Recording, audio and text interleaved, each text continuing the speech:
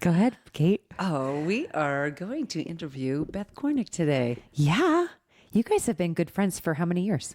About 20. I think I knew her when my son was 8. I don't know. Don't ask me a year. I came here in 2001, probably met in 2004 or 5. Oh, wow. Yeah. Wow, that's a long time. Yeah. And it's interesting looking at relationships and friendships. Yeah, I think you guys are so opposite. Oh, definitely. Yeah. I think all my friends are opposite than me. If I had friends that were just like me, we'd just be sitting in silence And staring at one another. No, you would not do that. Staring at one another. I think if I had a friend like me, we'd be talking ourselves out to the point where we're talking out of exhaustion. Don't have an off button on that. Yeah, I think it's really fascinating because Beth is really she's got a very an outward presence. Extroverted. Yeah, very extroverted. Comes into a room, doesn't know a stranger. Like she just walks. And very welcoming and just will walk up and introduce herself. And then she is like this one woman who will always know somebody for some reason. Yeah, has a connection with somebody like, oh, boom. And she can pull these things and you're like, oh my goodness. Well, that's what makes her a wonderful non-for-profit leader. Yeah. She really knows how to wrangle people in, tap into their strengths, meet them where they're at, but also continue to engage. But I also think, too, that's important to know when it's enough. Oh, yeah. I've tried my best to engage with you and I'm exhausted and it's enough. Because I feel like that I've had to learn that part of my personality a little bit more to rein into that of, okay, this person really doesn't want to talk to me. And that's okay. So let's move on with our life. Yeah. Whereas you're like, I'm waiting, I'm learning about this person, little nuggets. But when you drop those little nuggets, it's a little insight into the Kate mind and where you want to go with that relationship. And it's fun and it's beautiful. Thank you. I love it. But I do want to focus in on what she talked about in the interview about growing up with a sibling who had some sicknesses, some illness type issues going on. Medical issues, yeah. Medical issues. And that seems to be very impactful for people's lives. But she talked about cynicism, being sarcastic and humor. That's how their family deals with a lot of stuff that they go through. Is that how your family deals with it? Oh, no. I don't think they talk about it. Oh, yeah. Like, let's pull a fingernail out and talk. Oh, geez. Shove that stuff under the rug. Yeah, no. But I think it's interesting how different people deal with challenges like that in families. But I think they're 12 years apart. 10 years. Yeah. I think of that with my sister. My younger sister and I were about 10 years apart. And I just think about how it would be for her to witness me being sick growing up and then having to create family events and things and structure things around when I feel my best, right? And having to tiptoe around that a little bit growing up. And we touched point a little bit on that to get her perspective, but I liked how she... It's just like, just what it was. It was what it was. But in detail of what her sister... She watched that. She watched her sister struggle. And that taps into that emotional human component that I think Beth has for being concerned about the human welfare and animal welfare type thing, which is a beautiful thing. And just walking through her journey was really a powerful, fun insight into Beth Kornick. And I'm sure you're going to enjoy it too. Yes. So stay tuned. Yes. Coming up, Beth Kornick. You're listening to the IWD406 Podcast with your host, Julie Walls and Kate McLaughlin. On the podcast, we have my friend Beth Kornick. She is a motivated leader with experience in retail, spa management, banking, education, and nonprofits. She is active in local nonprofits, enjoys the outdoors, and values public education and animal welfare. Beth and her husband Mark settled in Summers, Montana, where he manages a salmon hatchery. Beth is also president of the Rotary Club of Kalispell and one of the founding members of Women Who Whine, and has a passion for self-empowerment and welfare for all things. Ooh, I just yelled really well. Welcome. Thank you, ladies. That was really aggressive. Hi, Beth. Hi, Julie. Oh my gosh, Hi, I'm so excited. Oh, jeez, my dog's barking. Bella. Yes, Beth. I figured you'd wear bright pink or something sparkly.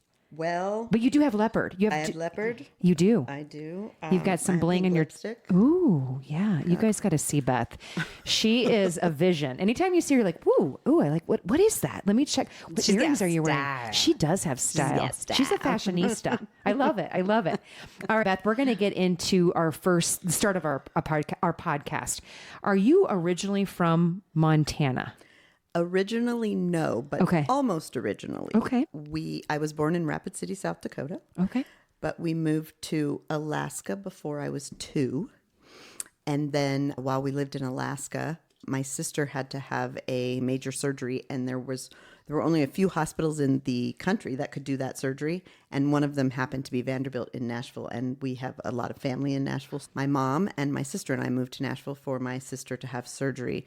At this time, I am in 1st grade, and while we're in Nashville, my dad moved to Montana. So 1976. Wow. My dad moved to Montana.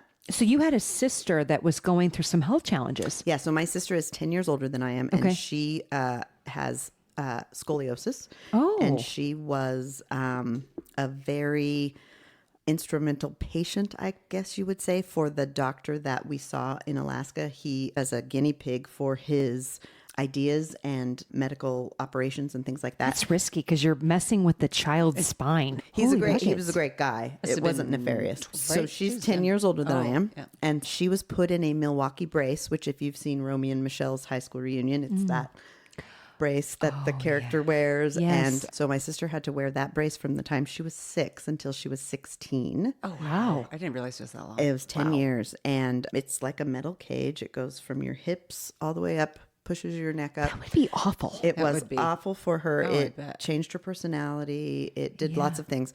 But so when she was 16, they took the brace off and they wanted to put Harrington rods in her back. So she was one of the first people, from my understanding, in the United States that had Harrington rods put in their back. Wow. So metal rods Right along next her to your spine spine. to try to straighten you. Several years later, they realized that Harrington spines were not good. Oh, geez. And so she had to go back into surgery and have them removed. Oh. And so she's just had lots of health complications ever May since. I because of that. ask you, being a 6-year-old, right? So you're 6, 7, and being a witness to your older sister, right?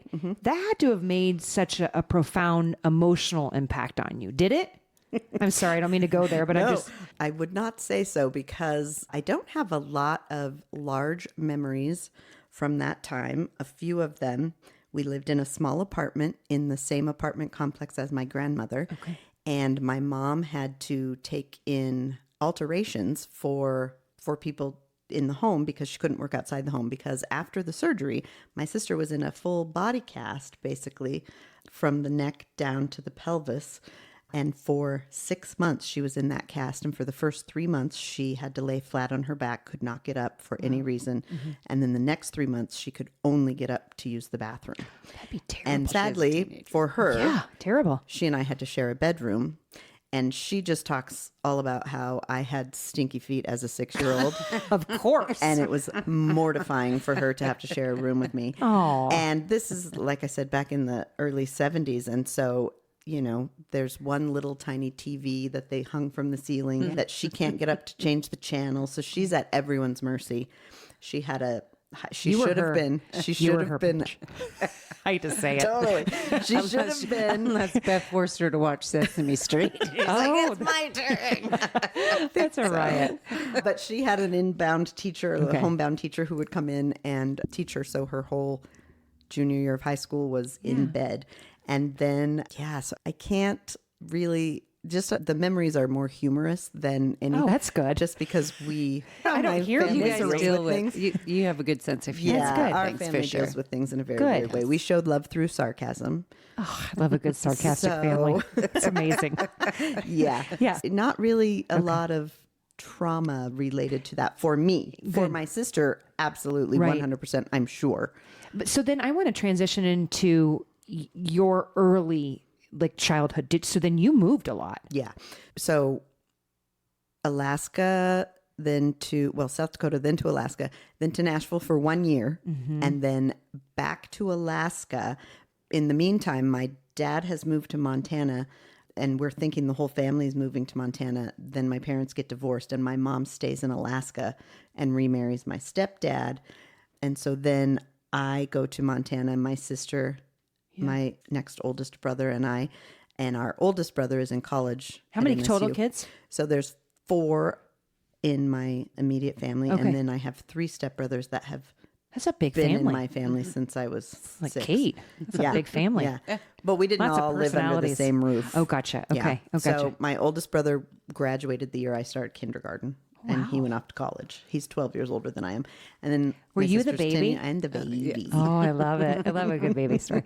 So now, okay, so how did you deal with that? All that moving? I mean, was that just something like, looking back at it, just felt normal at the time? As, I'm just going from here to there. Yeah, it did feel normal at the time. And our parents had a very amicable divorce. It was not messy, but they did not speak to each other. Okay. And so the kids did the speaking. So my sister, who was 17 at the time, and then I had a brother who's 5 years older than me. So they're the 5 years translator younger than her. between? They're the translators. Okay. Yep. Yeah. And then our parents gave us the choice of where we wanted to live. Wow. In our infinite wisdom, the 3 of us decided we would live a year with our mom and then a year with our dad. I think that's wonderful. And we did that. And yeah. So you're switching schools. Yeah. Yeah. Well, So, I'll see you next year, friend. people ask me if I grew up in Montana. Yes, I did. But Okay. I also grew up in Alaska, and I also grew up in Arizona, because then eventually my mom left Alaska and moved to Arizona. But what different? You go from freaking cold, Yeah. wild. Yeah. Alaska's its own entity. And then you go is. to Montana, which is its own thing. Yep. And then Arizona. the desert Yeah. from Like, away what? from And the yeah, These are I all would- extremes. Totally. Yeah. But it was interesting as a child. I would have the same friends Mm-hmm. when I went back a year later, and things would change. I distinctly remember, so my 3rd grade year was in Lewistown, Montana. And then I went to Alaska for 4th grade, and that was in Wasilla. And then I came back to Lewistown for 5th grade, and everything was different. That's there was a interesting year to come back. 5th right? grade. There was a house built Yeah. in the field behind my house where we all used to meet and play baseball. Kids were hanging out with different people. Like my whole little core group that we had been together weren't together anymore. And it was just very odd. And it was my first conscious acknowledgement of change. Interesting. I And not liking change. Yeah. Yeah. And it's interesting to think about because I love change. I was going to say, you're pretty adaptable. I love change, but I think that's part of it. Like I was very sad that things had Yeah. changed, but then the different things were okay too. Yeah. And I don't know. Yeah. But so back and forth. And then I eventually lived in Kentucky 1 year of high school because my parents are both born and raised in Kentucky, and my dad moved back there for a while to take care of his mom. So I lived with him there for a year. Yeah. And then went back to Arizona, and I graduated in Arizona. Yeah. And Where out of all of this, everywhere that you've lived, what feels most, I want to say home, but Right. what area do you connect most with? Montana. Montana's where you connect with. Yes, but I definitely also still connect with Arizona. So Sedona specifically is where I lived. And so I can't not love that. I don't want to live there. I don't want to Right. raise my kids there, but I have a big connection there. I love it there. I still have several girlfriends that live there and are raising their kids there. Yeah. And I love going back to visit. So I want to go to Montana. What do you feel heart connected with here? I don't know. Montana is just it's, Cool culture. It is. It's It's cool. just always been home. I don't Yeah. know. And even though it isn't like it hasn't been back and forth, whatever, it's just the place. And it's where I met my husband. It's where my kids were born. Yeah. It's where my A lot of big things happen right here. So yeah. big milestones, big Yeah. moments for Big you. moments make Yeah. good familiarity. yeah. with And the state. if you had asked me when I was 18 Mm-hmm. where home was, I definitely would not have said Montana. Really? Definitely would not have, because Is it because of the remoteness or the ruralness from Montana yes, to at where that you're in time, high school I in was Sedona? very much all about the city. I didn't live in the city in high school, but I wanted to go to the city. I always thought I would graduate from high school and move to New York City. I wanted to be an actress. You know what's so crazy when I first met you? Yeah. I didn't think you were like, I thought you would be a transplant. Like Yeah. a month. Right. And we'll have that question later in this episode. But my first impression was, oh, she must be a city girl. I wonder if she's from like New York or like Los Angeles. Oh, yeah, that's because the vibe. because of her cool like outfit and just her like your vivaciousness. Like you have a city persona. And I don't know if that's a thing. Right. There's a rural persona and then there's an urban persona. You can definitely do the stereotypes of I country know. mouse, I'm city stereotyping. mouse. So. I'm stereotyping. And then you surprised me. I'm like, what? Where have you? What? Huh? Yeah. So that's interesting. Yeah, you might ask people in Lewistown if I'm from Montana, and they might say, hell no, you're not from Montana. But I've lived there since I was 7. Yeah. Off and on since I was 7. Yes. And then I moved back there when I was 19, Yeah. thinking I wouldn't stay. And then You stayed. I stayed. You're here. My kids were born there. Yeah. You're here. You're here for it, for the Yeah. long run. And Yeah. you two have a really long history. Yes, Kate, we you do. guys, how long? What's long of a friendship? It's almost 20 years. Yeah. Wow. Yeah. Yeah. So you pretty much moved here, Kate, from Vermont, met Beth. After a while, I've couple been here. years. You were here a when I couple years moved before I we moved met here. when I moved to Summers. Okay. My kids were going to school. Yep. And then our sons met, and then we met. And are your parents. sons best friends? They were when they were little, yes. Oh, I love that. Yeah. I love that. And they're still friends. Two little yes. blondie boys. 2 little blondie boys, little snowboarders. Oh, I love it. I love it. Yeah, so Kate was one of the first adults that I met when I moved to Summers because our neighbors that lived down the street invited us to go to this new restaurant called the Tamarack that had yes. just opened the exact month we moved here. And as we were going, my neighbor was telling me about the owners, and then they were telling me that the musician that night was going to be the wife of one of the owners. Was and it? I do remember that. yeah, and that I was really going to like her, and she was super cool. And then we get there, and they're introducing me to Kate, and then my son is looking at her son, and oh, hey, Severin, and he's, hey, Escher, and then they ran off, and we're like, oh, apparently they know each other, and so they were in school together, and yeah, and we've just been friends ever since. It's so funny sitting here. Okay. I had her be. She was in my wedding. Oh, that's I was amazing. bridesmaid. Yes. I love that. Yeah. I want to point out something I think is really fascinating. Opposites attract. Kate, you're very much an introvert. I am very much, and I will fly that flag. I can't Fly deny that it. flag. Exactly. And Kate, and you're very much an extrovert, Beth. Yes, like, and I could try to fly an introvert flag, but I don't think anybody would believe it. yeah, I would call bullshit on that. So do you think with all of your moving and being able to go from one school to the next, do you think that extrovert personality helped you with transitioning? I absolutely do. Why? Because I don't remember having immense anxiety or fear of going to a new school. I remember one time I actually had to change schools in Lewistown because my dad moved across town and I had to switch schools. And that was really scary to me to go from one side of town to the other. Yeah. But moving to a whole different state, I don't know. I think being the new kid, especially when you were young, people were like, "Ooh, where are you from? What, why are you here?" That kind And of you thing. probably walked in with some flair of, here I am, people. I don't know how much flair I had at that age, but I love it. maybe. Yeah.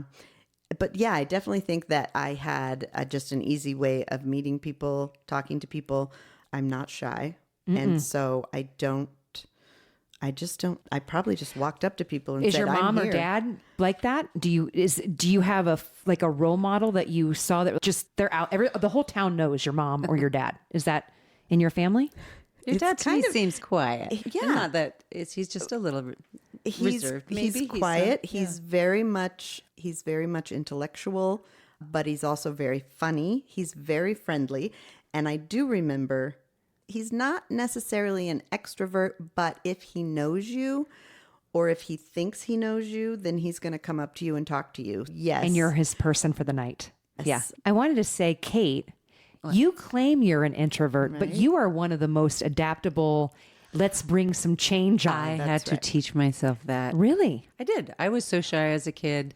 If someone looked at me, I'd start blushing and be like, "Oh my God, don't look at me." Oh, okay. But all the way through, yeah, I had to teach myself to jump into this world. But what I love is that you are an extrovert, adaptable, like likes change, easy to, but you claim you're an introvert. But I think maybe you have a little bit of extrovert tendencies where you're I've like, had to teach myself that. teach yourself. Okay. Yeah. Interesting. Well, I think that's where her performing side comes. You have to be a little bit of an extrovert to put yourself out there as Absolutely. a singer-songwriter and go into bars and restaurants and places where people aren't necessarily there to see you, and you put yourself out there. And that's where Kate really shines. Yeah. And I think that has Theater helps built up. too. Exactly. Because you can up. just pretend you're not who you are. Exactly. Just so you hear Beyonce talk about her on-stage Alter persona ego. is Sasha Fierce. Yeah. Yeah. I think that's probably what you do, right? What's You your go alter into ego? a What's your place- alter ego, Kate? Electric. Electric. Oh, that's right. That is. It is. Yes, that's right. Yes. Do you have an alter ego for the introvert side of you? Just kidding. Probably not something I can say on air. That's true. And something my husband might tell me. No, I'm just kidding. Your husband really knows it. But when I see Kate Yeah. on her Instagram or something doing Electric, Yeah. that is not my friend Kate. That is a fabulous person. Yes. That is not the Kate that I hang out with. That is Yeah. not the Kate that I like. We sit and talk, and we talk about our children, and we've raised our kids together, and we've gone through some shit together. And we talk about our family lives, and we just like Well, we can get personal. we can get That's right. personal. Yes, That's right. We can go can. deep. We can And I go want to deep touch with point on you. that. Long-term friendships. They're really a fascinating, what makes them work? That I know that someone loves me regardless Mm-hmm. and has known me forever, and that I can trust my shitty times with. I Yeah. think that's the biggest thing, is that Yeah. I can unburden myself with you and say, this is fucking shit. And, Yes. Sorry, that's the first time I swear. I know. I'm like, wow. I'm My going to put eyes an are almost explicit on tearing that up, too. Ooh, yeah. wow. But Oh, yeah. I love that. So I think exactly that is it. And also, we know we go for months without seeing each other or Yep. talking to each other, but we know. But it's if something I called her, she would be there. And we have several friends in our little group that are like that, and we've just built those relationships over time. And we've gone through different phases in our lives. There were times where we saw each other every week. There were times where we did things all the time. And now we're in different phases. Kate still has a child in high school. None of the rest of us do. And so she's in a different phase. So we don't always see each other. She travels a lot for lacrosse. Yeah. And then, but I love the fact that when you have that long-standing friendship, like you just said, you can literally pick up the phone and you haven't spoken in maybe 7 to 8 years. And the gap is gone. That's it's right. like, hey, Yeah. what's going on? How's it going? It's just there's no animosity. There's no, and I also think too, I want to go to the idea that when friendships don't make it, I think that's because there's a sense of sometimes that toxic spills over in people's lanes. Do you feel that way? Have you seen that in other relationships that you've had where it's like, this friendship's not going to last because it becomes where I'm responding in a toxic way, or I 100%. feel like it's getting somehow carried into my life, or I shouldn't be grateful or thankful for what I have going on when the other person is going through some shitty things. So I have a lot of acquaintances. Yeah. Lots of acquaintances. But I also have a lot of really good friends that I don't see very often. Yeah. I have friends that live in many other states. Every other state I've lived in, I still have friends there. And I think those are the relationships that I keep around and I feed into. And I probably don't do a good enough job for those that don't live closer. But I think where you put your energy, that's where Exactly. it's going to grow, right? Yeah. And if I am in an acquaintanceship with someone, I can tell right away if it's going to go to the next level, if that's a deepening that's going to happen, or if this is just going to stay. how can you tell? What is that? What is that? It's just a vibe. It's a vibe. It's just Yes, a it is. vibe. That's so true. It is. It's just a vibe. It's okay. It's probably like our values don't align. I respect you as a person. Right.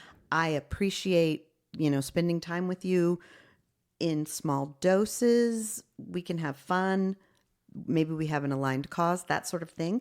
But to get to that place where you have a sustained friendship, Yeah. I don't know. It's just something Relationships different. take do the energy exchange. true. And if you feel like it's not given, or there's no something, there's a safety there's- aspect, something there's- feels unsafe. Yeah. It doesn't go to the There's- next I mean, level. relationships are hard. Anybody who's Yeah. been married a long time. Oh, They're gosh. hard and they're different. Absolutely. There's, Yeah. there's, sorry, let me put it bluntly. Are you worth the time?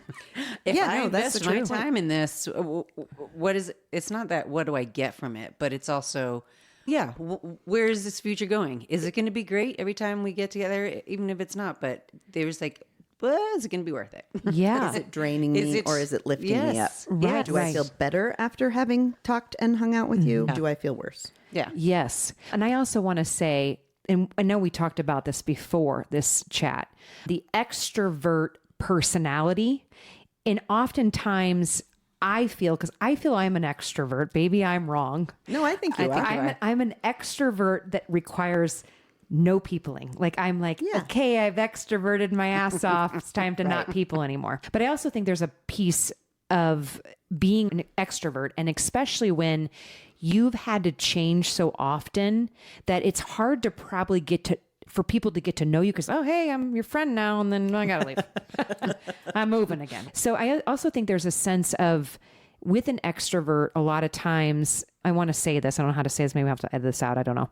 But I'm thinking like, I think we talked about that. Oftentimes when you are such a outgoing person, the response from the other person can be not authentic. I feel like I have been an extrovert where I put myself out there and I'm like, and then the response is, she really that authentic? I'm not a person that does a lot of talking about myself. Maybe I do. The podcast really takes me into a different direction. But I feel like as being an extrovert, I'm more interested in, I want to ask you, Kate, all the questions. Yes. And you both have that similarities. Yes. And you both are really great at bringing out the best in people and connecting people. Oh, and I you're love like, that. hey, Thank you. you do. Good job, You're Beth. like, High five on that. Yeah. Fap track Well, that do you know one. this person? Blah, Yeah. blah, blah. And you really do an awesome job of doing that, connecting other people to That people. I Right. love doing that. Can I get paid to do that? Come on. That is my perfect, my ideal, not my, there are so many ideal Yeah. jobs, Yeah. but anyway. Yeah. No, I love that you said, I just forgot what you said. About the authenticity that gets received by the other person. Because Yes. I have been told before when I first met you, I thought you were fake. Yeah. And I'm like, I've had that as well. Isn't that Yeah. crazy? It is And crazy. people are vocal with that. It is, I'm like, yeah. whoa, I don't even know how to respond to that. Fake doing what though is what I don't know. Are you too happy? I think Is that that's the it. fake? I think You're that's too the happy. fake. 1,000%. Too happy, Yeah. and you can't be that friendly to everybody that you meet. Yeah. And I'm like, or people until- are trying to unmask like what's behind the curtain. Yeah. What's really her, and it's, this is it. And Yeah, by the what you way, see if is you what get to you know get. me, you'll learn about some real crazy shit that I've been through. That's the way I look at it. But yeah, it's like, what is what you get, and Yeah. why would I not be nice to you until you give me a reason to think Yes. there's Agree. something that I shouldn't like about you? Of course. I wish You're all amazing. humans were like that. What Yes. a beautiful world it would be. It really would. But what I see with the two of you is Kate's such a soulful, like, not that you're not soulful, Beth. No, I know where you're going. You It's know where I'm fine. going with this. A, I can't sing. B, I don't write. No, I'm just kidding. But you're like, No, Kate is you absolutely. can you can slay in a whole ensemble. So you have that creative side to you. But I do think the introvert seeks that deeper connection. Like the introvert is, I'm not going to Definitely. give you a lot until I really feel at that point where I want. And once I do, and I see this beautiful blossoming, well, I can't even talk to it. If I can do that and it starts a seed, then it's okay. Then Yeah. it was worth that energy. Yes. And I'm just sorry. I'm just into energy exchange right now. Yes. because Yeah, no. I'm noticing that it's my energy levels going down a little bit, and I have so much stuff to do in my Oh my life. gosh. I'm like, oh my goodness. This is a I'm in my repetitive theme in 50s. our I'm running out of podcast. time. Yeah, So- yeah. It's like coming to that space of shit or get off the pot. It's okay, but we don't have as much energy being close to 50. I can't believe I just said that. I just turned 54. Oh, see? Yeah. But you seem like you're like, and we'll get to all the things that you're involved in, but you just seem like you have, can I have some of your energy? I have no energy. Yes. Trust me.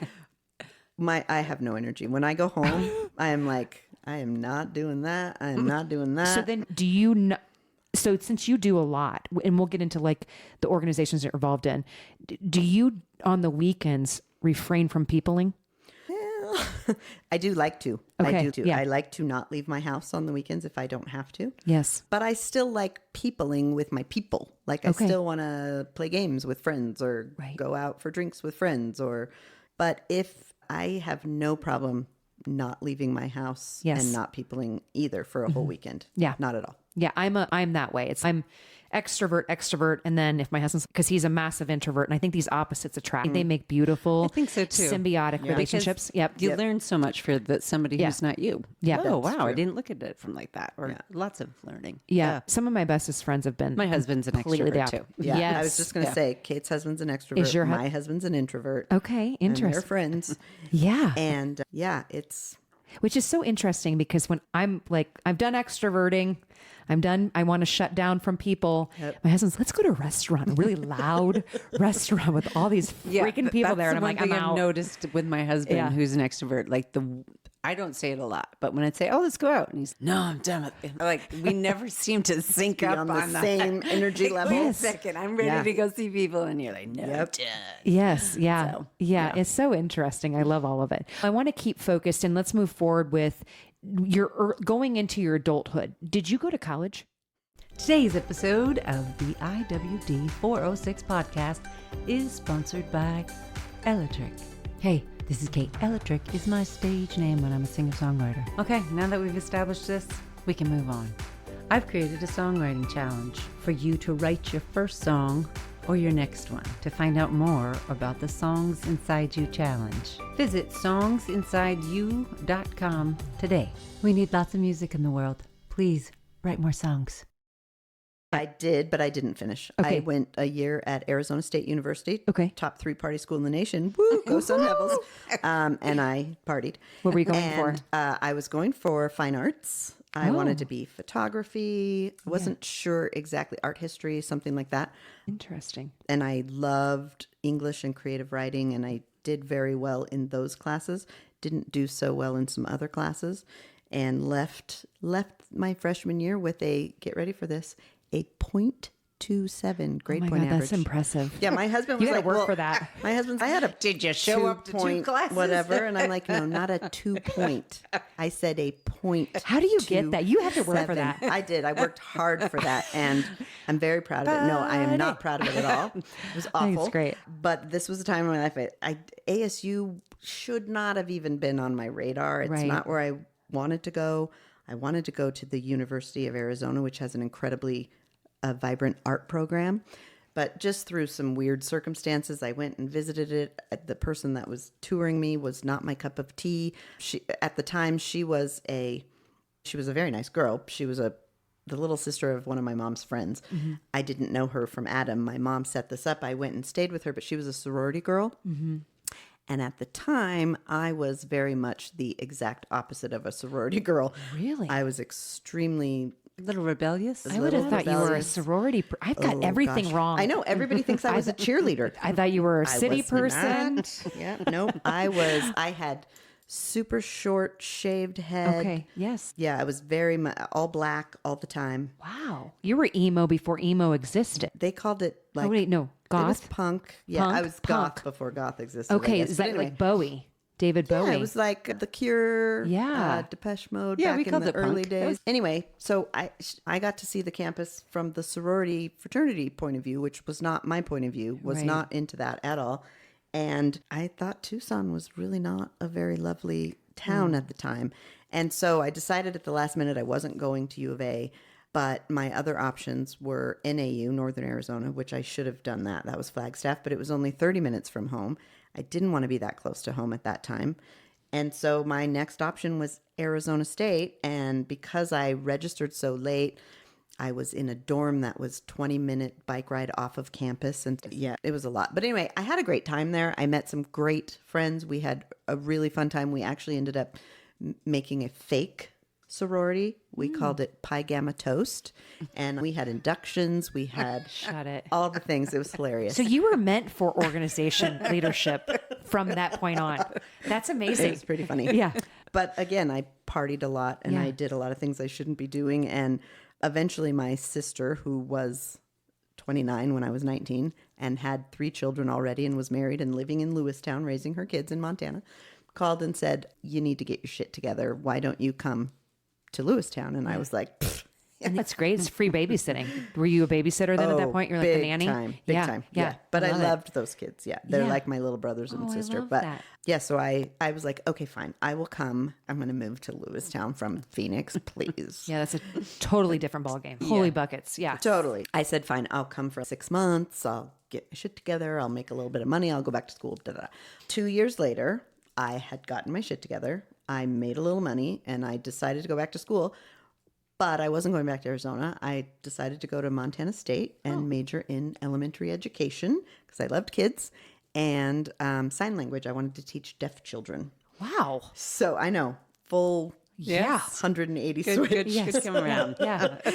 But I'd always loved kids. My parents had foster babies when I was little. Then, of course, my sister's kids, I became an aunt when I was 11. And so those Yeah, babies I just love them. And then, so anyway, I worked in daycare when I moved to Lewistown, and I worked in daycare centers for a couple of years. And those kids are now adults, and I still am friends with several of them on Facebook. I see them in person when I go back home. That's wonderful. Yeah, it's amazing and really fabulous. So you were you were a daycare elementary teacher? So I was early childhood education. Education.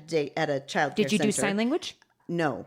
Then I went to college again. Okay. Started again as a freshman when Yeah. I was 22 years old. I went back to college, had to live in a dorm at MSU. Wow.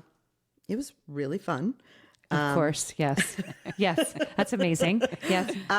And so I was studying sign language, yes. Okay. And elementary education. And then, but 2 weeks before I went back to college, I met my husband. Okay. I was taking my daycare children on a field trip to the fish hatchery in Lewistown, and he worked there. Okay. And long story short, it's quite a story, but story short. You fell in love at first sight over the salmon hatchery. Yes. Okay, cool. And then these little children did some running back and forth between us. Yeah. You know, like note passing, whatever. Yes. Anyway, we've been together ever since. So That's awesome. That's 2 wonderful. 2 weeks before I left, like super intense. And then I left. He actually came with my family to take me to college. And then we had a long distance relationship. I was in a group called the Theater of Silence at MSU, which is quite famous in Montana. I don't know if it's famous anywhere else, but it's a theater. One of the sign language professors started, and they travel all over the world to perform for deaf communities. Oh, that's amazing. Really cool. I And didn't know so I was in that, and the year that I was in it, we went to Jamaica. Jamaica has quite a large population of deaf people, and who doesn't want to go to Jamaica on their Christmas break, right? Yeah. Yeah. Amazing. No, it was not amazing. Oh. We were mugged. We Oh my witnessed gosh. 2 murders. that. Oh, geez. You witnessed murders? And No, we can't skip over that. No. Hold on. You witnessed a murder in front of you. yeah. What was it? Gunshots? Stabbings? So the first one was a stabbing with a very long machete. So it's a long story, but we were on a bus in Kingston, which is super high crime rate. And we had already been mugged in Montego Bay. And so our travel guide knew Did you that, lose money and passports? no, or we just, got everything back, but it was we were led up this street by these 2 children who apparently were working for these people, and we ended up at a dead end, and these people came out and jumped our group. that's There were like terrifying. 15 of us, but they jumped the back of the line, which was myself, and then this man who was mentally disabled, and the people that we were walking with him, and he had everything in his wallet, his plane tickets, this is back in 92, so it was before anything digital and all of that stuff, and he had everything in his wallet, and they grabbed his wallet, and he started fighting back physically, and so then they started physically assaulting him. The wallet fell on the ground, and I just kicked it down the road a little ways till I could pick it up and shove it in my bra. Yeah. And then finally other people came and helped, and the attackers fled. So we were just shaken up after that. Yeah, for sure. Trauma. So then we end up on a bus in Kingston, and the bus driver, we want to go get some souvenirs and things to take back to our families and such, but we don't want to go into downtown where it's super busy and high crime rate and all the things. So he takes us to this little out of the way strip mall type thing with little booths and huts of vendors. And so we're walking around in these little areas, and I am probably as far from this man as I am from Julie, so a couple feet. And he is an older gentleman, and his booth is bracelets. And so he's showing us all of these bracelets. And then a young man comes in with a pole across his shoulders and then bracelets all along this pole. And he is trying to get our attention to look at his bracelets. Okay. And they're the exact same bracelets. But this boy is telling us to come down to his booth, which is down the road a little ways, and he'll give us a better deal. And so the older gentleman starts yelling at the kid to get out of his store. This is his space. Go back to your space, etc. It escalates. The young boy pulls a machete out of the back of his pants. Oh my gosh. And stabs the man in the stomach and then in the head. Oh, I know. You are going to have to put a very much of explicit on this sucker. Exactly. A disclaimer. And the man falls to the ground in front of me, and people start screaming. And I immediately go to try to stop the bleeding, to help him to something. And the bus driver scooped me up and ran off and loaded everybody on the bus, screaming, "Get on the bus, get on the bus." And as we're driving away, I'm yelling, "What are we doing? We got to wait for the police. We know where the guy is. We know where his booth is." Yeah. And the bus drivers, "We're not staying. We are going. We are not talking to the police. We have nothing to do with this." And we drove away. And the How next quickly day, did you get on the into the airport? Just take me to the airport. Yeah, I couldn't. Oh, The next shut day, it. there was just this tiny little blurb in the paper about a man Getting stabbed by a getting stabbed, machete. and that was it. And no witnesses, no whatever. So that was really heartbreaking and horrible. Yeah. And then luckily we were near the end of our trip. We had a couple days left. I did end up getting really sick and spent several days in bed. It sounds like such a joyful Oh, it vacation. was lovely. And then we were at a party that was given for us by the Lions Club of Jamaica. And we were at this party, and a couple people were like, "We don't feel good. Let's go home. Let's go back." We were staying in a university dormitory. It was Christmas break, so there were no students. So they put us up there. So we wanted to go back. Some people didn't want to go back. So we're like, we'll just catch a cab, but nobody can go alone. So we're going to go in groups, right? So we get in a cab, 3 of us, and we're driving, and this girl is getting physically ill. So we're telling the cab driver to pull over. So he pulls over. We get out of the cab so that she can throw up. And we hear gunshots, and we look up, and there is a man who's farther away down the sidewalk, but shoots another man in the stomach and runs off. And then the cab driver's yelling at us to get in the car, get in the car, get in the car. And off we go. And Okay, so hold on. This Jamaican trip was over your the last course trip of how to many Jamaica. days? we were there for 7 days. You need to write a book. No, maybe we were there for 14 days. I think we were there for 2 weeks because we were in Montego Bay for a few days. Then we went up into the mountains and stayed at this school that was a really awesome experience. We were up in the mountains, and it was jungly and not overpopulated. And Is we that where the stayed, deaf school we was? stayed at a Okay. deaf school, and it was so much fun, and it was awesome. But that's a whole nother story. That school was run by a Baptist minister from the United States, and There's some weird I shit hope going he's on. in jail because it was not good. But anyway, we had a great time with the students. They were amazing. Loved it. And then we went to Kingston. We were in the school for 5 days, and then went to Kingston for a few more days. So we were there somewhere between You 1 need and to 2 wait a weeks. book. Days. In 14 hell. 14 Days of Hell. My Hell in Kingston. Well, It'd be a so New York bestseller. I'm telling you right now. Machetes and everything. okay, I'm going to do it. You need to do So it. while I was gone, Yeah. my husband was also not my husband at the time, right? My new boyfriend, very sick and very ill. And so ill that he called my sister, whom he doesn't know very well, to bring him medicine. And there's no cell phones or whatever. We were using those calling landlines cards and the Yeah, landlines yeah. and put the money in the thing. Yep, And pay so anyway, we phones. didn't get to speak very often. So I wasn't sure I was going to get home alive. He apparently thought he might be dead when I got home. So when I got back from that trip, we decided that we needed to be together. Time is short. Let's do it. Let's go get married tonight. And so I really wanted him to quit his job and come back to school and get his master's degree because he'd already graduated from college. And he was like, yeah, no, I finished college. I do not want to do that. I really think that you should just quit school and move to Lewistown.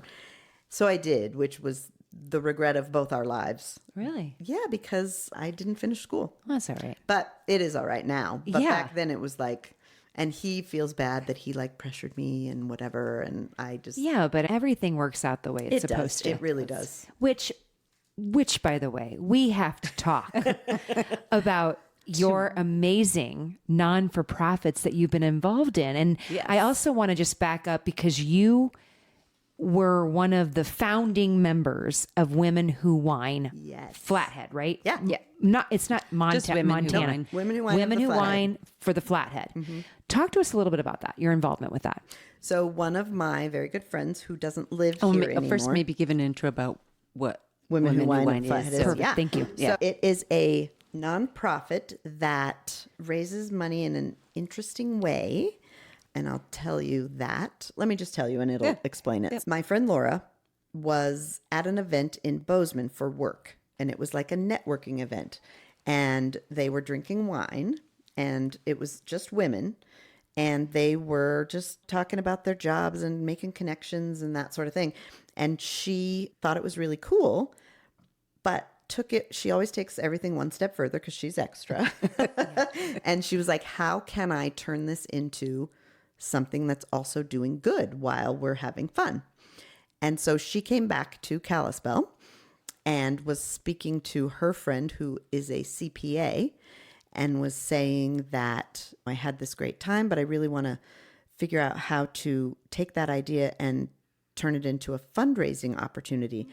And her friend Katie Croft, who is a CPA, said, I think that's a great idea. She said, as a CPA, I see lots of people who are not being philanthropic with their money, and there's lots of money. And that's something that spoke to her as well. So the two of them called their friend Darla Harmon, who is very philanthropic. And if you don't know Darla, but you will meet her at some point, she is a powerhouse as well. She lives in Evergreen. Her family owns Harmon Crane, and she is just a very heart-centered community organizer. She was very advantageous in getting the sidewalks that are going into Evergreen for the kids that walk to school. Okay. they used to have to walk on the side of the road. The No traffic going sidewalks. by. Yeah. That's terrifying. Yeah, super terrifying. Yeah. Anyway, so Darla, Laura, and Katie got together, and then they went to see Lucy Smith, who at the time was the director of the Flathead Community Foundation. And Lucy agreed to be the financial umbrella for this new little group that these girls wanted to start because they didn't necessarily have any idea if it was going to work. So they didn't want to like file to be a nonprofit. They didn't want to do all that stuff. So then what they decided to do was each of those three ladies called 4 friends and asked them if they would be interested in this concept. And the concept is you show up once a month, you bring a $30 check or $30 in cash or whatever, and a bottle of wine. We take that $30 and we pool it with the Flathead Community Foundation in a fund. Yeah. And then we open some wine. So one person hosts every month, different person. You host. At a venue? Nope. Or at their homes? It starts at our homes. Okay. So there's only 12 of us. So each of these 3 women invited 4 other women. So there were 12 of us at the first meeting.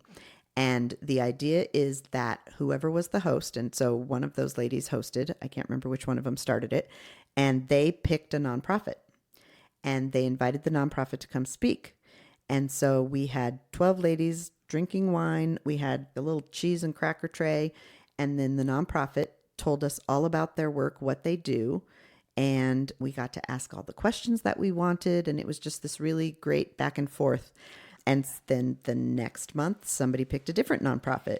And then the next month, so 11 nonprofits in that first year. And then in the 12th month, we had a giving banquet. Oh. And at that first banquet, we had Senator John Tester come. Wow. Laura reached out to his office and got him to come. There were still, at this time, we had grown, but maybe 20, 25 women, maybe. And what happens is then we invited those 11 nonprofits and we split the money. That's what I was going to ask you. We split the money between those nonprofits. And our goal that first year was to be able to give each nonprofit $1,000. And we knew that if we could get these original 12 members to commit to being a sustaining member, meaning if you can't come one month, you still give your $30 and your bottle of wine. Because what we do with the wine then is we open a little bit of it, we drink a little bit of it, but we're not drinking 12 bottles of wine a night. Yeah. So then we take the other bottles and we auction it off. And then that money also goes into the pool. And so that first giving banquet, we were able to give $1,000. I believe the Flathead Community Foundation pitched in a little bit to get us over the hump so that each one of those nonprofits did get $1,000. The next year, I think we gave each nonprofit $2,500. And each subsequent year, it's grown and grown. And at our last giving banquet, I think we gave away over $4,200 to each of the 11 nonprofits. And so it has grown exponentially now. There are, I think, 350 women on the mailing list. Yeah. And we have anywhere from 50 to 75 women show up on a monthly basis. And people can come and drop in. You don't have to be a member. We just ask that you bring $30 and a bottle of wine. So all three, so there's 75 that bring the $30 each month. Is that what you're telling me? Yeah, between 50 and 75 come every month. Come every month. Then you have a 300 mailing list. 350 mailing Do list they bring $30 if each? they come. If they come. But if you're a Brilliant idea. sustaining member, But if then you're a sustaining you member- commit to $30 a month, whether you were there or not. Whether you're And the there or bottle not. of wine. Yep, because then we auction those off. Yep. Wow. Yeah. That is a brilliant concept. It's a really cool concept. We have since been copied by other people, and that's great. That's Yes. the point. Like, take this idea and run with it. Yeah. For a while, there was a separate club in Big Fork.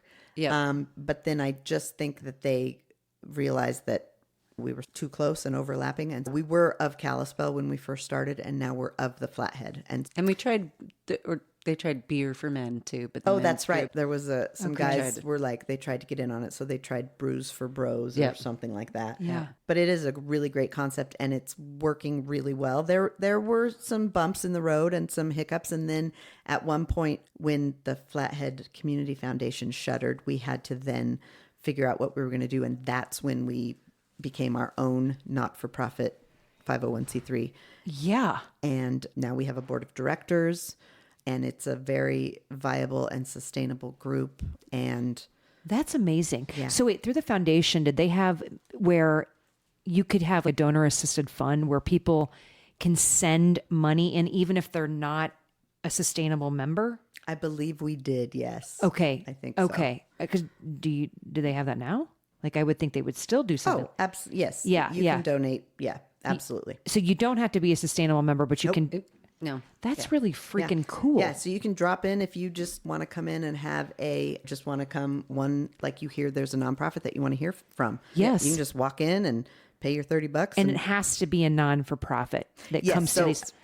There are some parameters that we have Yes. come up with, and they are, it has to be local. It can be an international or a national nonprofit, but we have to have a very active local chapter. Oh, It has to be local. okay. They have to be vetted by the board. So they fill out an application. They have to produce some financials. There are some things that go into it because we're not going to put our efforts and our money behind a nonprofit that isn't sustainable and isn't a good thing, a good fit. We're not going to back something that we don't align with. And so the board vets all of the nonprofits now. And because we have so many women now that are members, you have to be a sustaining member in order to nominate a nonprofit. And How do you nominate? I could say, I want to have this nonprofit. yeah, I Come want to here, and then you host that night. Yeah, so in order to submit a nonprofit, you fill out an application. It's on our website for Women Who Wine. It goes to the board. They review it, and then they'll call you and say, yes, we've accepted you. Here are the available months that you could present.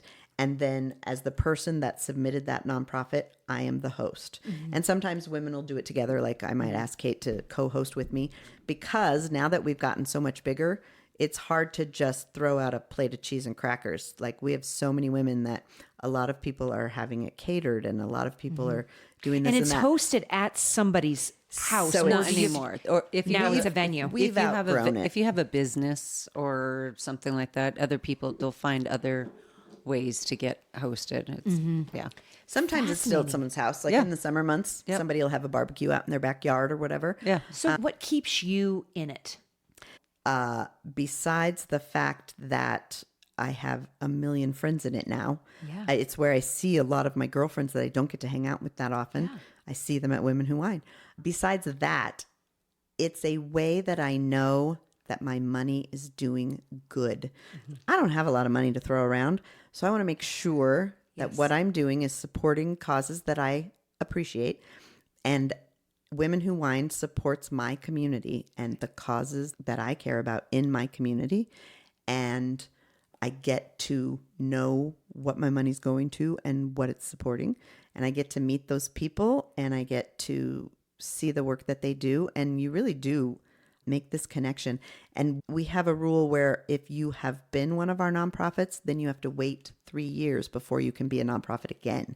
It's pretty impressive. It's an open playing field that way. Yeah. So it really... Exactly. Yeah, that's wonderful. And there are so many nonprofits in this valley that a lot of people have never heard of. I know. And so it's just a way to connect with my community, connect with my friends, and know where my money's going and what it's doing. That's wonderful. Yeah. I love that. Yeah. But that's not even the only nonprofit you're with. I know. I'm like, Rotary. Do you want to talk about Rotary? Yeah, let's talk about Rotary. Your volunteer time as being president of the local Rotary. So I joined Rotary in, I think it was 2015. I was working at the school district at the time, and the superintendent of Kalispell Public Schools has always been a morning Rotary member. Mm-hmm. And then the assistant superintendent has always been a noon Rotary member for some reason. And our assistant superintendent couldn't be there that often because noon is hard for somebody working in the school district who has things pop up all the time to commit to, right? Yeah.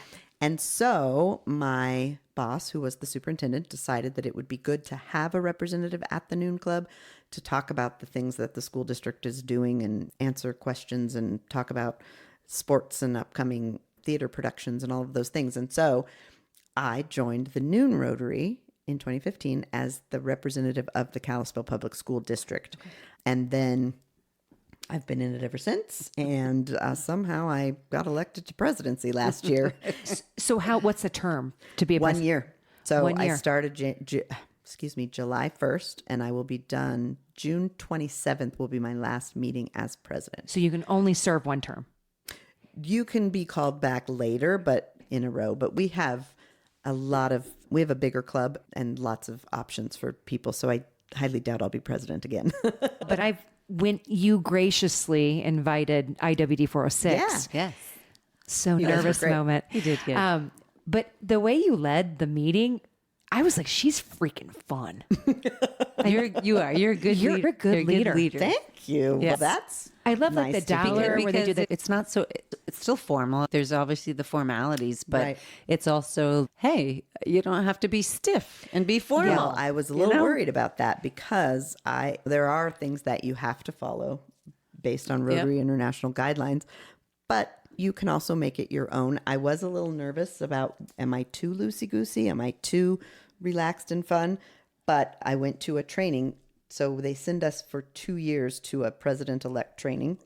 And at that training, one of the trainers said, try new things, do fun stuff, because you're not going to break your club in a year. Exactly. You're just Good not. point. No. Yep. And so I was like, okay. That gave me a little confidence. Well, and I like the little things that you did, like what's the dollar thing that you do? So we do happy dollars. Happy dollars. My club does that. That's not a me thing. Oh, that's not. No, Okay, that what's a wasn't you my thing idea. as a leader? Just, I don't know, just the energy. People Yeah. tell me the energy level is higher. I tell my people I love them all the time, my club, because I do. I love them, and I love them individually, and I want them to know that I'm not just up there telling them when our next meeting is and what to do and those Right. things. So I don't know. I'm trying to think of something that I brought. Then let me ask you this. What makes your leadership style unique in comparison to the previous presidents?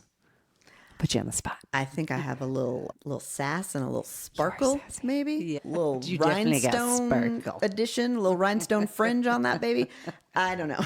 Yes. There have been other presidents before me that are also fun. But I'd say I'm a little irreverent. I'm very self-deprecating. Okay. So I make a lot of mistakes and I just own them. Yeah, I love that. And I think that's so important. Yeah. You gotta love an honest and authentic leader. Yes. Yes. I wish our country would follow. Yeah. And just be like, oh, Yes. everybody in the government. It's fine. Honesty's good. I do have a question for you. What has been one of the most empowering moments of your career or your leadership positions?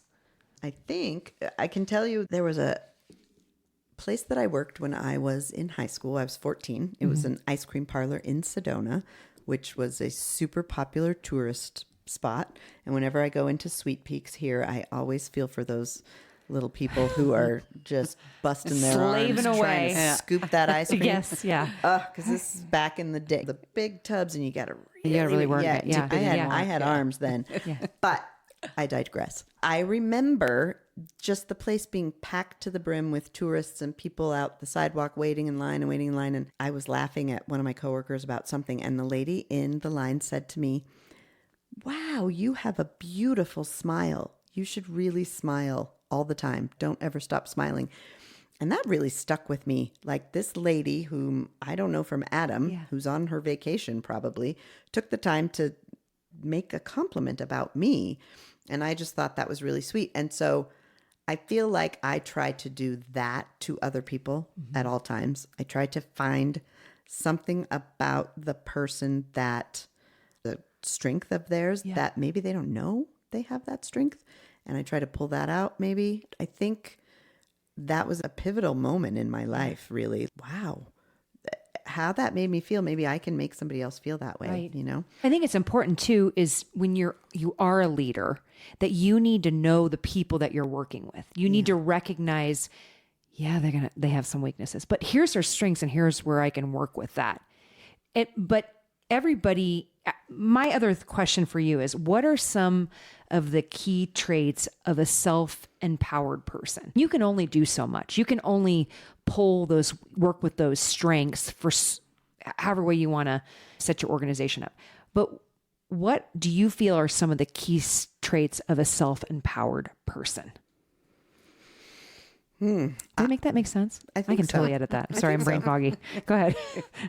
No, I think that makes sense. So I think that, Because you as a leader, you are empowering people to level up in the organization. yeah, But you can't do it all. And you got to use those strengths and pull it together to be able to reach the goal. we were just talking about this at Emmanuel Foundation earlier this week. We were talking about the difference between offering people accountability or expecting accountability from them, or offering them ownership. Yeah.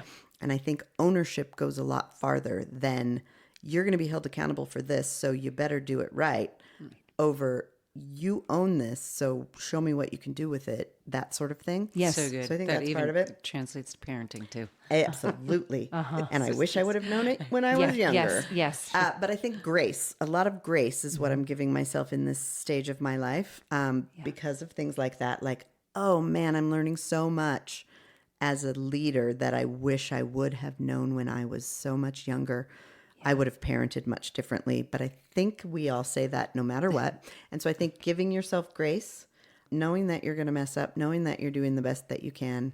I love that saying, when you know better, you do better. Yes. You do the best you can with what you have. When you know Yes. better, you do better. So I think having a growth mindset is an incredibly That's a good point. Super important. super important. I don't think you can go far without a growth mindset. Absolutely. And people do, of course. There are people who shouldn't be going far that go far. But anybody who's worth anything, I think, has a growth mindset. Anybody that I would put my faith in or my life with, they have to have a growth mindset. They've got to be moving and shaking and I can see that. not And working being on stagnant. themselves. Yeah, working on Exactly. themselves. Yes. There's no Because that's just- stagnation. yeah. Yeah. We're not sitting in this. Right. We We're are pushing through stirring it it up and making it stirring better. it up and wading through the mud. I love that meme where it says something about you're not a you're not everybody's cup of tea because you're a martini or you're champagne or I need to see that quote. I think you're not everybody. You won't be everybody's cup of tea, girl. That's because you're champagne. Oh, I love it. I love it. I love it. I love it. Tell us a little bit about what some of your organizations are doing. I know you have an event coming up with Rotary Club, right? Yeah. Okay. So the Rotary Club of Kalispell partners with the Morning Club of Kalispell, the Daybreak Club, and other Valley clubs. And we put on the Great Bear Festival. This year it's going to be on August 10th. It's in Depot Park in downtown Kalispell. And it is a fabulous 5 hours of breweries, cideries, and wineries from around the state and the region. Okay. And they come, we block off the streets all around Depot Park. We have live music, or this year actually we're having a DJ. Oh, fun. And it's actually, truth be told, it's my son. Yeah. Oh, awesome. I had nothing to do with it. This is not nepotism. Okay, I was going to say, no, little nepotism No, happening. I'm not even I wasn't on that committee. Okay. I had nothing to do with it. But my son, whose DJ name is Escher X, will be spinning tunes. And it'll be a good time. And then we have some competitions. There's a beer mug holding competition. There's some other things that we do. There's like cornhole. There's some games for is this, kids. you said October, August 10th. August 10th. Okay. We have food trucks. Where do they go to purchase tickets? So tickets will be online at our website. They are not for sale quite yet, I don't believe. Okay. But they can go to purchase tickets. It will be, I believe, KalispellRotary.com. And what did the proceeds go to? So all the proceeds go to all of the projects that our different Rotary clubs do throughout the Valley. So each club gets a percentage of the profits based on the number of volunteers from that club. And bigger clubs obviously have more volunteers. Mm-hmm. So our club gets a pretty sizable piece of that pie. And we do things like we give grants to local nonprofits like Sparrow's Nest, Food Bank. Yeah. We help in those ways. We sponsor the school backpack program. We were instrumental in getting the Miracle Field up at the Kids Sport Complex. That's the all-inclusive baseball field. Okay. And now they are working on resurfacing that field. It's been there for over 10 years. And so they're working on a capital campaign. We're donating some money to that. So it's a lot of local. They don't do that. They don't give a lot of the money to the national. So everything that's raised at Great Bear goes right back into our community. Okay, got you. We do other things internationally, but the Great Bear funds stay right here in our community. One of the things that Rotary does is it wasn't instrumental in eradicating polio. Correct. Does polio still exist? It does. Sadly, we It still does? have 4 cases of live polio virus. They are in the countries of Pakistan and 4 Afghanistan. cases? 4 cases. We're so close. We're so close. What? Yeah. Just give the kid the freaking vaccine. What? So 4 cases. There's a lot of misinformation and a lot of distrust of vaccines. Yes, There's a lot of rural areas that are hard to reach. But trust me, Rotary is out there on the ground working. Wouldn't that be amazing to make that announcement that Yes. Rotary officially eradicated polio? Yeah, because that's insanity. They just made that decision to try in, I believe, the 1980s. And it's only been 40 years or so. I mean, come on. I think of all these things that are happening, like cancer and things like things are we're going to have all these cures. We're going to get rid of all these crazy diseases. But I look at the span of time. It's not going to take 10 years. It's going to take 50 years, but it's going to happen. It's going to happen. We're so close. Yeah. That's so that's amazing. One of the things that Rotary International does. We also, there are 7 tenets that Rotary International works towards, and it is women and children and health. It is education. It is safe drinking water. It is the environment. It is peace, world peace, and then eradicating polio. Yeah. And so we have these areas that we work on, and lots of clubs do all kinds of things, both locally and globally. We partner with several other clubs, and we've done several wells for communities in Guatemala that amazing. were hiking and to get their water and didn't have clean water. And we've done that. We have a town that we work with in Mexico where we've brought education, and we've built a library, and we've done some leadership training for young people there. And that's an ongoing thing that we're looking at doing more of. Yeah. So we have a wide It's reach. pretty amazing. Yeah. Yeah, that is. And I didn't realize that Rotary was founded in Chicago, Illinois. founded in and Chicago, Illinois. It almost is an alignment with how many years IWD, International Women's Day, has been in play. It's close to 100 and I think 8 or 9 years, That's right? amazing. Yeah. So That's how long 1910, Rotary's been around. Yeah. 1910. 1910, yes. So little Yeah. fun facts I'm throwing out there. I'm slanging at So you. another fun fact. So Yes. they call that original club in Chicago, they call it Rotary One. Oh, okay. Got you. And we have a member here in our Rotary Club of Kalispell, Jim Hollensteiner, who, for those of you who are from the Flathead Valley, you will know that name. The Hollensteiners have a ranch south of Yes. Summers and Lakeside. And they also just donated to have the Wanda Hollensteiner Art Museum at the Wachholz Center. Oh. Anyway, Jim is a member of our club. He's an honorary member of our club because he always comes to our club when he's here in the summer. But in the winter, he lives in Chicago, and he is one of the oldest members of Rotary One. He had to have been Oh, like wow, a what a baby when he connection. started. Yeah, he's So he pretty must be in his amazing. 90s. He is. Yep. Wow. I think That's he's very 91. Very cool. I love all this fun Yeah, history. he's spectacular. Beth, we're going to get into our last 3 questions. Oh, boy. Go ahead, Kate, you're up. Okay, here we go. What is one thing you wish people knew about you upon meeting you? Oh, we talked on it. I We know. touched on it earlier. yeah. It's that not fake, right? No. It's There that you go. I'm totally No. authentic and Yes. that I will pretty much tell you everything Yeah. about me, probably more than you want to know. Yeah. And probably more than my family wishes I would disclose. But yeah, I don't think I've ever known a stranger. No, I can't see that. And when she says she knows somebody and you're like, yeah, this is a story with Beth, and I just have to add it because it's so true. When she'll say, oh, and you go somewhere and you're walking around with her in a restaurant or something else and someone mentions a name and she is like beyond the 6 degree of separation. She just is like closer to 2, like how many people she knows. And then just random Wow. wonderful things that you pull and you're like, oh, wow. And she makes a connection And she knows with the all details. these people. That's Yes. because I ask questions. There you That's go. because I ask questions. Yes. My stepsister once told me that I should, podcasts weren't a thing yet, but Right. she told me that I should be a journalist interviewer. You I should. should be an interviewer. For sure. Yes. Yeah. Yes. I love to ask people about themselves. Yeah. But if right now you're in the hot seat, Yeah.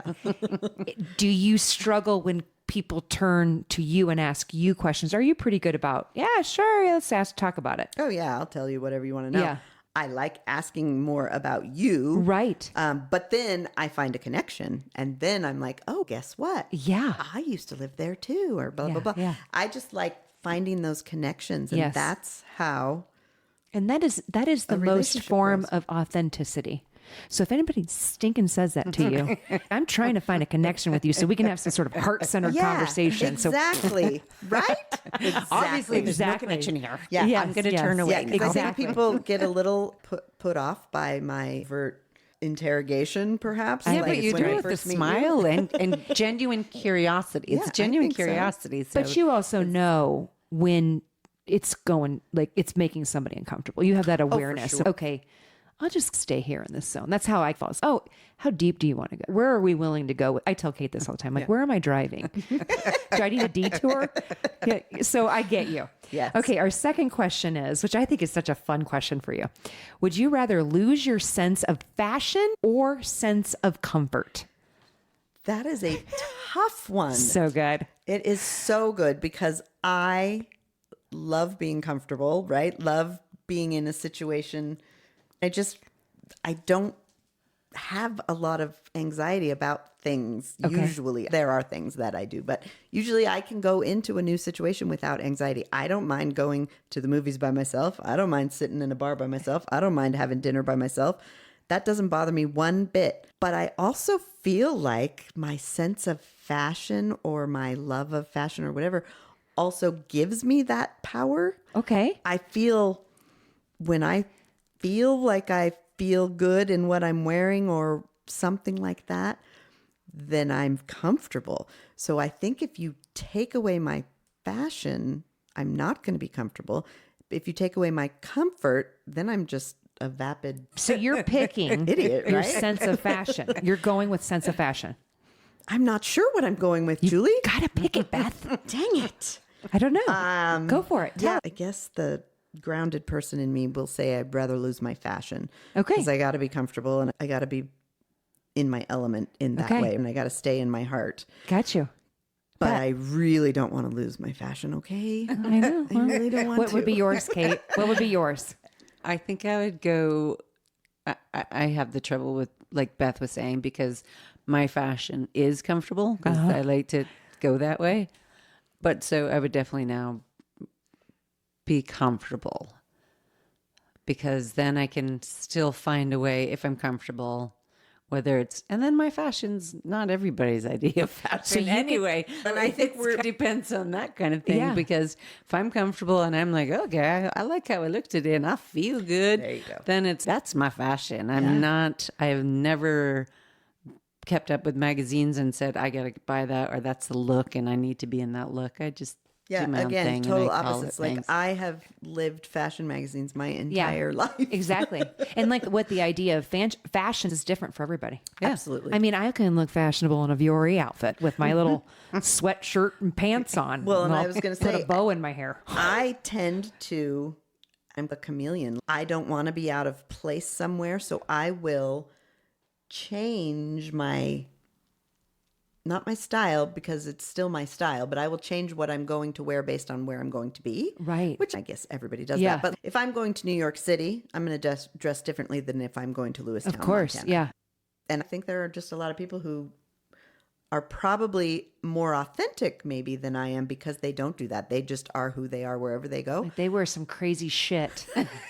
They don't give a I don't crap know. if they're It's at also fun to dress up. That's the thing. Yeah, that's like true. if you're going somewhere else, like in Montana, it really bums me out that I have so many pairs of high heels, and Right? I might wear one pair a year or something. And I'm like, why wasn't there any event that you can actually dress up and have fun? Right. Because it's fun to dress up. Yeah. Besides Halloween. Yeah. I like a good dress up. But I just hate freaking, I am literally the girl when I was 8 years old and my mom would make me wear freaking itchy tights underneath the yes. corduroy skirts. Oh, are those like the cable ones that look like they're stocking and they're cotton? They look I like just you're remember- wearing sweaters. Yeah, we had those. or- and then the crotch Yes. never fit and it would always slide down. And it's this material that's not spandex. Oh, And I was the weirdo that had the sensitivity. If you've got like that's not perfectly on the top of your toes, It really bothered your I would shoes. be like ripping them off. And I Well, and remember they I were got, slightly flammable. oh, they were I was a walking, We were not safe. just walking across the carpet could start a spark and then the Yeah. whole body would just be Yeah. in flames. This might give you also a little sight into my childhood. My dad is a retired wildlife biologist and a pilot, but he's also very safety conscious. He was a Boy Scout leader and all of the things, and he would not allow me. I grew up in the era where you dressed up to fly on an airplane, right? Oh, okay. He would not allow me to wear a dress on the airplane in case it crashed in the mountains and we had to hike for miles and miles. And it happens. He's not wrong. Yep. But also, I remember when I was in grade school, I really wanted those sandals that had the heel. It was a cork heel, and then there was a hole cut out and all the way through. Oh, do you remember those? They Yes. were so That was a 70s thing. popular. Exactly. Yeah. Cork And I heels were wanted like, those yes. so badly, and my dad would not allow me to have them because a stick could get caught in that hole and I could twist my ankle or fall and break my neck. Dad. But I wanna- I do the not get plane my crash. fashion sense from my father. My other thing with your dad, which I would love to talk to your dad, Oh, is he's the fact that he thinks you're going to survive a plane crash. You should have a then friggin' it's dress on. Definitely safety cautious. We Yeah. survived the plane crash. And then those shoes are going to make right. you. This would be a bigger problem. That's right. Not the fact that you're the only survivor in the dead of the jungle. Anyway, Okay, you're we up. come to the last question. If you could pass the mic to a Montana woman to share their story on the IWD406 podcast, who would it be and why? I've been thinking about this one a lot. There are so many amazing women that I know in the state of Montana that are doing incredible things. So many. But I started thinking about it, and most of the women that I were thinking about or was going to choose they are pretty well known by a lot of people, and they do a lot of things that are pretty publicly known. And so I was trying to think about somebody that is behind the scenes and nobody really knows all of the things that they do or the ways that they contribute to our community. And so I landed on my good friend Sarah Cole. Okay. And Sarah Cole is currently the Director of Special Services or Special Education at Kalispell Public Schools.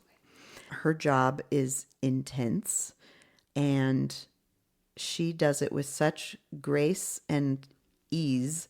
Her staff adore her. So she supervises every single special education teacher and para in the entire school district. That's an amazing feat. But now Sarah has just been hired as the new assistant superintendent for kindergarten through 8th grade for Kalispell Public Schools. So she will start that job. That's a lot of kids. That's July big 1. one. Oh. But I am so excited for her because she is going to bring this level of compassion and heart-centered learning and growth mindset and all of the things we've talked about. She's going to bring the level of those things in the administration office just so high. I'm super excited. She's really involved in trauma-informed learning and care. She's really involved in restorative justice for youth. She serves on the board of CryJ. She's super involved in mental health. She's super involved in all of the Special Olympics and Dream Adaptive and all of those things. And she's young. She'll kill me for telling how old she is, but she's quite a bit younger than I am. I got you. Quite a bit younger than I am. And she's just a powerhouse. And I don't think that her reputation has preceded her yet. Oh. And she's just amazing. And She sounds like a fascinating woman. Yeah. to meet. she's fascinating. I can't wait to talk to her about restorative justice. Yeah, oh my gosh. That would be interesting conversation. Yeah. Not just with everything else that she does. And trauma-informed care. Trauma-informed It's care. so good. And she has brought that not only to students, but she's brought it to administration and to principals and to teachers. And it's pretty fascinating. Good. It's pretty fascinating. We'll be in contact with it's Sarah Cole. Sarah Cole. Okay. Oh gosh. Beth. And thank she you. doesn't know I did that. Oh, so. that's all right. That's exciting. So when we go to tag her on Pass the Mic, I'll have to tell her then. Yeah, let her know. Beth, thank you so much for being on the podcast. Thank you so much for being on the podcast. We learned a lot. And we covered a lot. We did cover a It's lot. good conversation. I think so too. So I know a lot more about you, Beth. Oh boy. Awesome. I had a blast. Thank you. Good. Thank you so much. Stay tuned for our next episode. A special thank you to our podcast guest. You can find all of her links in the description of this episode. If you like what you heard, please hit subscribe. You will be notified of future podcast guests. Follow us on our social media platforms and stay tuned for our next podcast chat with an amazing Montana woman.